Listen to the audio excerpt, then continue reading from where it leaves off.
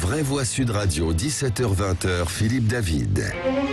Monsieur Macron est le candidat de la mondialisation sauvage, de l'ubérisation. Vous avez démontré que vous n'êtes en tout cas pas la candidate de l'esprit de finesse. Vous n'avez pas d'esprit national. Vous ne pensez pas à l'intérêt supérieur de la nation. Votre stratégie, c'est simplement de dire beaucoup de mensonges et de dire tout ce qui ne va pas dans le pays. Mais vous ne proposez rien. Je suis la candidate du pouvoir d'achat. Vous, monsieur Macron, vous êtes le candidat du pouvoir d'acheter la France. Ce que vous proposez, comme d'habitude, c'est de la poudre de perlimpin.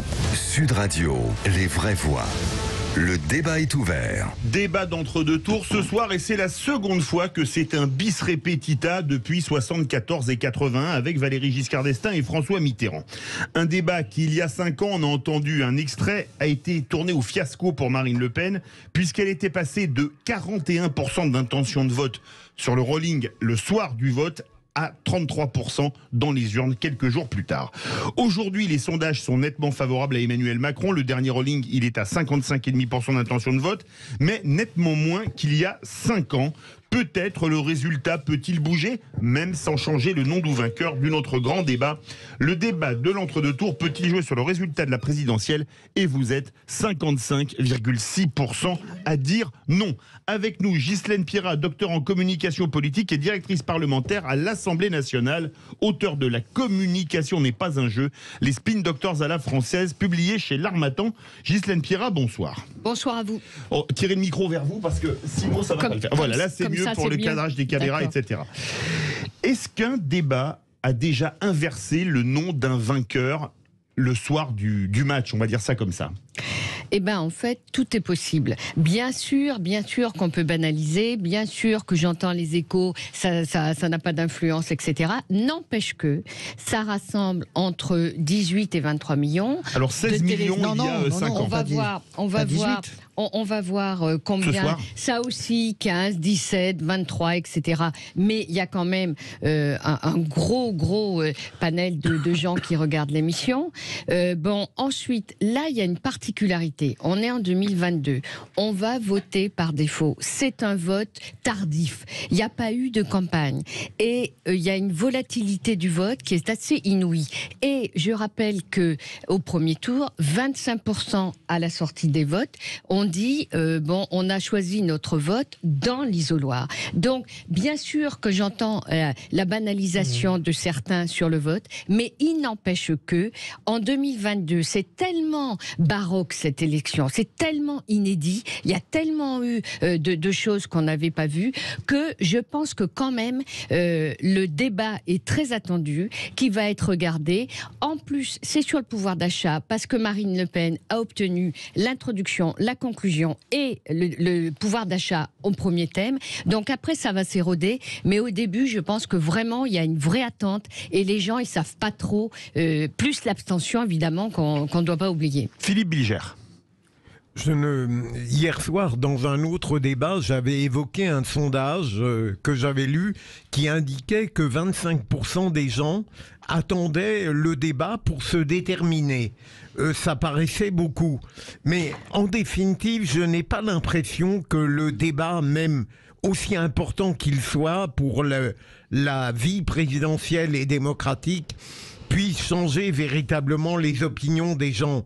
D'abord parce qu'ils arrivent dans le débat en quelque sorte avec leur bagage intellectuel et politique. Ils les ont déjà en eux structurés et au fond, ils attendent ou bien que le débat les confirme dans leur adhésion ou bien que l'ajoute les confirme dans leur négation. Et donc, il me semble que c'est toujours passionnant un débat, mais je ne crois pas que ça va faire bouger profondément les lignes de force de ce qui semble peu à peu se dégager des sondages avant le second tour. Ghislaine Pierrat. Alors non, parce que en fait cette année est tout à fait particulière. On voit bien quand même que non seulement il y a une volatilité, mais il y a un match retour. Les gens sont dans une colère importante auprès de Emmanuel Macron. Alors ou bien le candidat, j'aime pas trop utiliser ce mot haï, mais balboulé quoi, ou bien le candidat Macron, c'est un choix, ou bien il y a l'incompétence de Marine Le Pen. Et on se souvient aussi en 2017, je rappelle que ce soir, je m'exprime mal, mais je veux dire qu'il peut y avoir un accident industriel, ce qui veut dire qu'elle peut le sortir de ses gonds, et lui, on l'a vu, il n'est pas à l'abri d'une phrase maladroite. Donc du coup, en 2017, elle a tellement fait regarder dans les campagnes avec ce geste de la main, les envahisseurs et tout, n'empêche qu'elle a dégringolé après. Donc on ne peut pas dire que le débat, si lui va chercher à ce qu'il soit Mezza Voice, parce qu'il a les sondages avec le rouleau compresseur anti-Le Pen et compagnie, les sondages qui sont en hausse, ce qui m'étonne énormément d'ailleurs. Et en fait, elle va être le challenger, donc elle va chercher à le débusquer. Lui, il est fatigué, il peut avoir un langage maladroit et ça peut péter. Ou bien ça va être tellement c'est codifié que ça va être pénible et ennuyeux. Ça va être Jospin Chirac 95 bis. J'espère que non, mais là, à force de tout codifier, la prise de parole, la température, les tables. C'est normal, ça a toujours été le cas. Oui, alors là, pardon, Ghislaine, tu le sais très bien. Ça a toujours été le cas. Mais là, on a une année particulière. Non, mais moi, je veux bien qu'on s'amuse à se faire peur, etc. Non, il ne s'agit pas de se faire peur. Moi, honnêtement, qu'un débat. Il n'y a pas eu de campagne, donc on ne se fait pas peur, l'année est inédite. Mais qu'un débat aggrave la situation d'un candidat, bien sûr, c'est ce qui est arrivé à Marine Le Pen. Le lendemain de son débat, elle perd 3 points. Mais qu'un débat renverse la table, ça n'existe pas, surtout avec 10 points d'écart.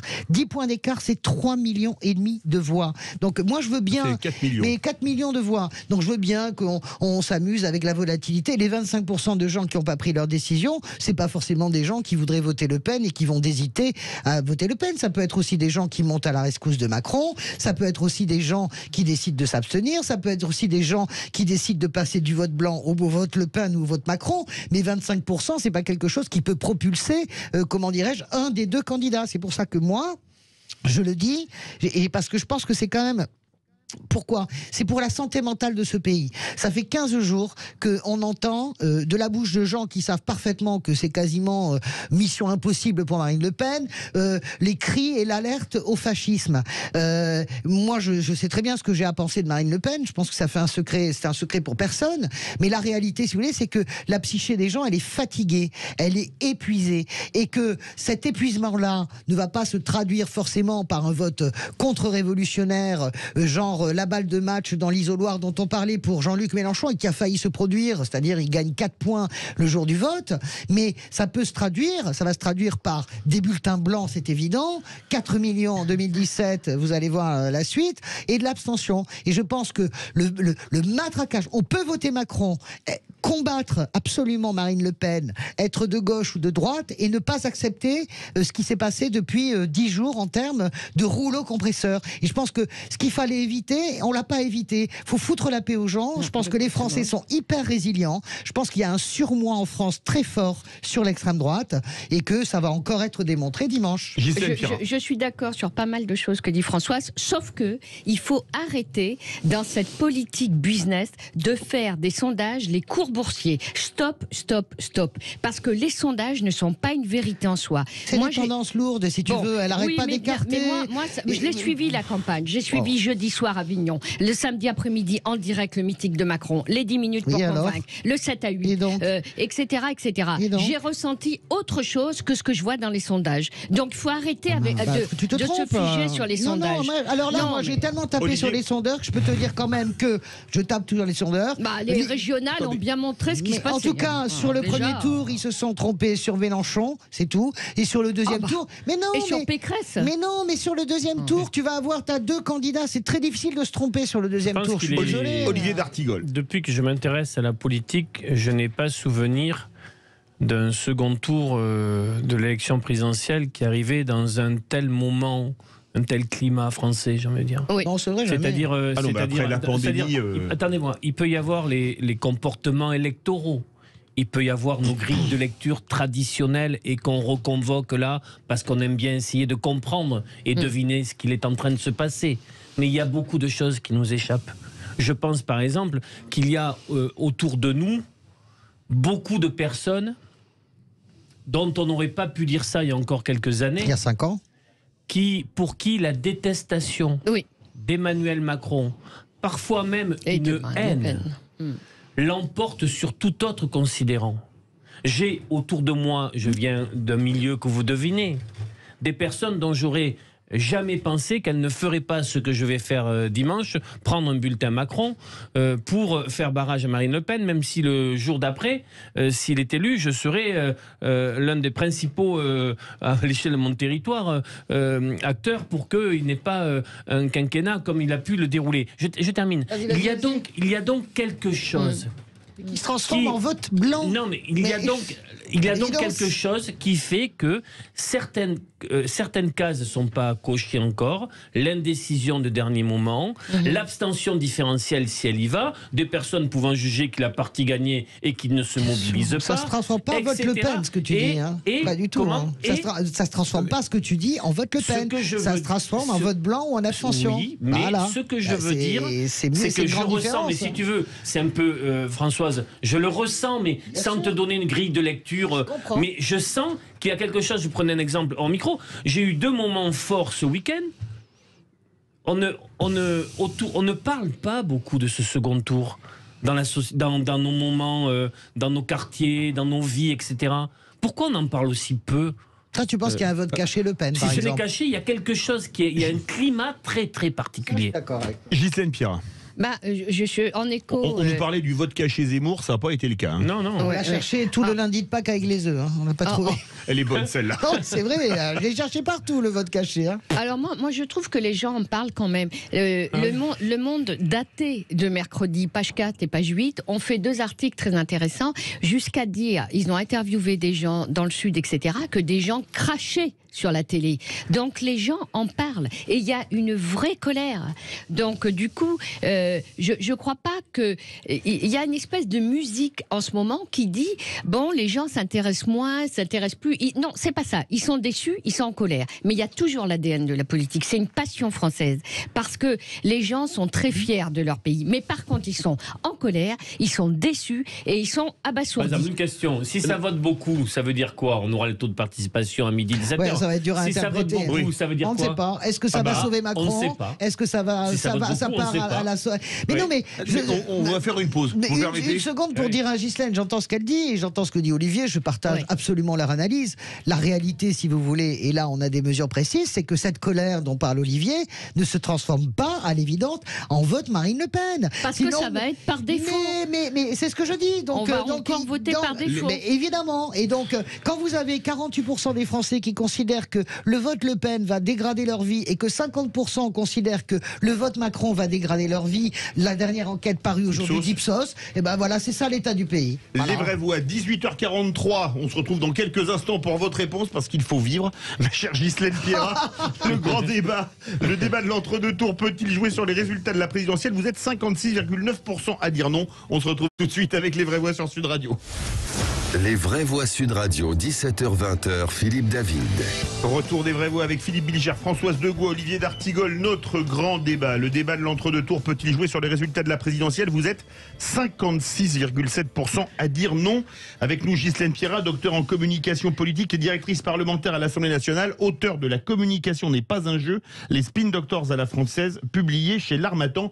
Vous vouliez répondre tant à Françoise Degois qu'à Olivier d'Artigol, Ghislaine Pierrat.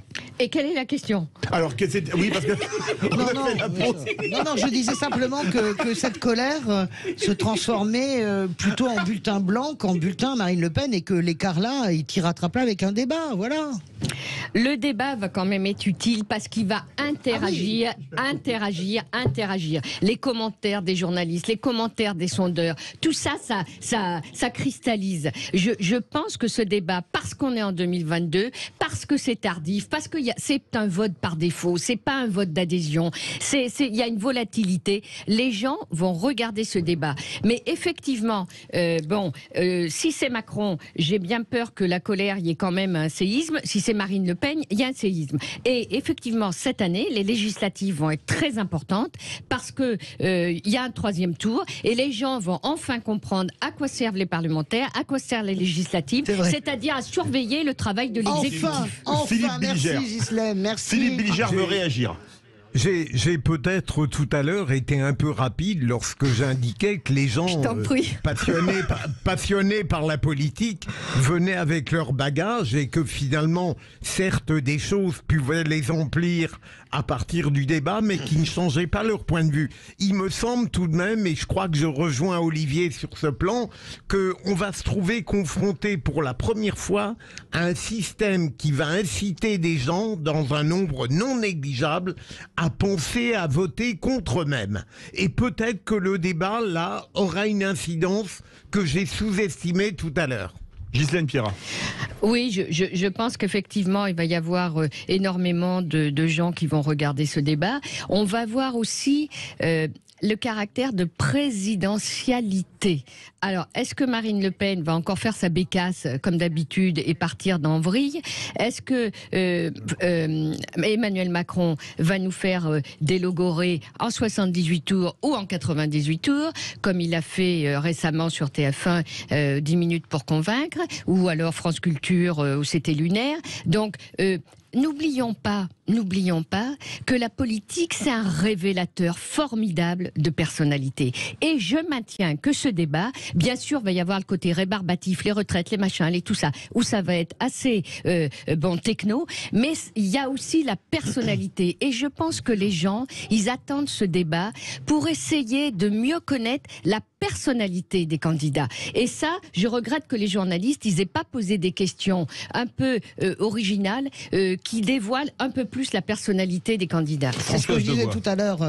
Je suis catégorique, vous beaucoup moins, sur le fait que ça peut inverser une tendance. Je ne crois pas du tout. Par contre, là où je suis catégorique, c'est que je suis certaine qu'il y aura des moments de vérité dans ce débat. En gros, Marine Le Pen, j'aime bien l'expression, ricaner idiotement, parce que c'est rire nerveux. Vous savez que Marine Le Pen, avant son débat en 2017, paf, migraine ophtalmique, hein, c'est-à-dire c'est complètement psychosomatique. C'est-à-dire la pression qu'il y a sur ces deux candidats. Et Emmanuel Macron n'en parlera pas, mais lui aussi a la pression. Lui, il a un coefficient tête à claque. Est-ce que non, mais je plaisante pas. Mais est-ce qu'il est capable de réduire ce coefficient-là? Parce que vous parliez de haine, il y a de la haine, mais je pense qu'il y a un énervement terrible par rapport à cette personnalité de Monsieur Je sais tout. Donc lui, est-ce qu'il est capable de réduire cela? Et est-ce que Marine Le Pen est capable d'être autre chose que incapable de maîtriser ses émotions? Donc ça, c'est l'enjeu. Et des moments de vérité, je suis sûr qu'il y en aura. Une inversion de la tendance aujourd'hui, je suis certaine que non. Voilà. Ghislaine Pierrat, le mot de la fin en 1 minute. Alors, il semblerait que Marine Le Pen ait changé, qu'elle s'est apaisée, qu'elle est plus calme. Mais bon, loin de moi de vouloir lui faire une pub gigantesque. Donc, parlons un peu des Français. Parlons d'Emmanuel Macron qui s'est préparé avec Marlène Schiappa. Alors là, voilà. Non, je dis ça, je dis rien. Non, il n'y a pas de second degré dans votre propos. C'est pas grave. Enfin, chacun voit le degré qu'il veut dans mon propos. Les Français sont quand même formidables. Ils espèrent dans la politique. Et on voudrait qu'ils soient moins déçus. Et on voudrait que ce quinquennat futur ne ressemble pas au précédent. Et il peut être pire. Non, je blague. C'est l'humour. Humour. Et bon, on espère quand même qu'on va avoir des changements et dans le bon sens. On a beaucoup de commentaires sur Twitter. J'en lis un, celui de Ludovic, un auditeur fidèle. Il dit: ça jouera à la marche tellement la campagne de dénigrement de l'ostracisme et de la peur a pris le dessus sur le débat de cet entre-deux tours. C'est ce que disaient Françoise de Gaulle et Philippe Bilger notamment. Par contre, la petite phrase d'un candidat, la punchline lancée avec humour ou ardeur qui déstabilise, est souvent retenue. Vous n'avez pas le monopole du cœur, par exemple. Celle-là, c'était la première en 1974. Merci beaucoup, Ghislaine Pierrat, docteur en communication politique et directrice parlementaire à l'Assemblée nationale, auteur de La communication n'est pas un jeu, les spin doctors à la française, publié chez l'Harmattan. Verdict, vous êtes 57% à dire que le débat de l'entre-deux tours ne peut pas jouer sur la présidentielle. Merci à vous. Bonsoir, Philippe.